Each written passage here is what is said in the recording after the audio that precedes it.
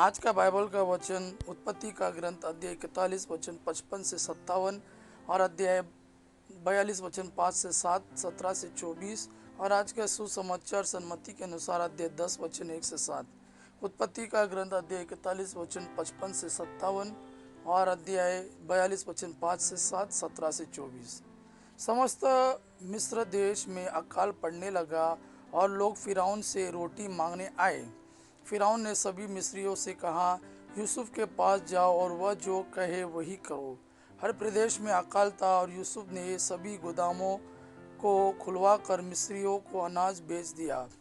मिस्र देश में अकाल बढ़ता जा रहा था। सभी देशों के लोग यूसुफ से अनाज खरीदने आए क्योंकि पृथ्वी भर घोर अकाल पड़ने लगा था। इज़राइल के पुत्र दूसरे लोगों के साथ अनाज खरीदने आए क्योंकि कनान देश में अकाल था। उस समय यूसुफ समस्त मिस्र का शासन करता था और सभी निवासियों को अनाज बेचता था। यूसुफ के भाई उसके पास आए और उन्होंने उनसे दंडवत किया। यूसुफ ने उन्हें देखते ही पहचान लिया, किंतु उसने उनसे अपरिचित होने का स्वांग भरकर कठोर स्वर में पूछा, तुम लोग कहाँ से आए हो? उन्होंने उत्तर दिया, कनान देश से अनाज खरीदने के लिए। यूसुफ ने उन्हें 3 दिन तक कैद में डाल दिया।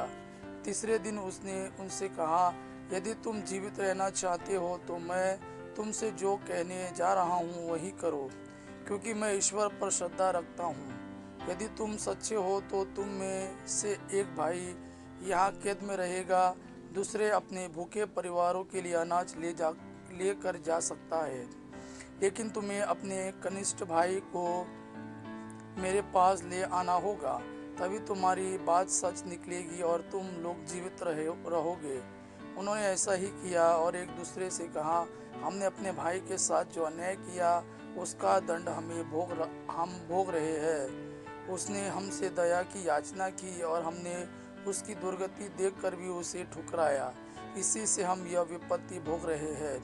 रूबेन ने उनसे कहा, मैंने तुम लोगों को इतना समझाया कि बच्चे के साथ अन्याय मत करो, किंतु तुमने मेरी एक भी नहीं मानी और अब हमसे उसके खून का बदला लिया जा रहा है।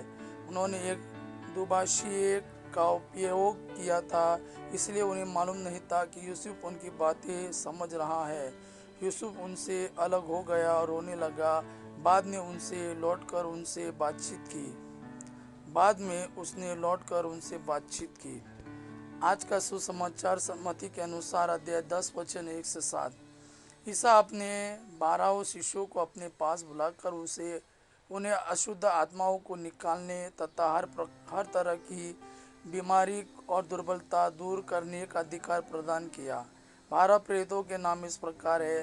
पहला सिमोन, जो पेतरुस कहलाता है, और उसका भाई एंद्रियास, जेबेदी का पुत्र याकूब और उसका भाई योहन, फिलिप और बारतोलोमी, थॉमस और नाकेदार मती, अल्फाई का पुत्र याकूब और तदियोस, सिमोन कनानी और युदस इस्करियोती जिसने ईसा को पकड़वाया।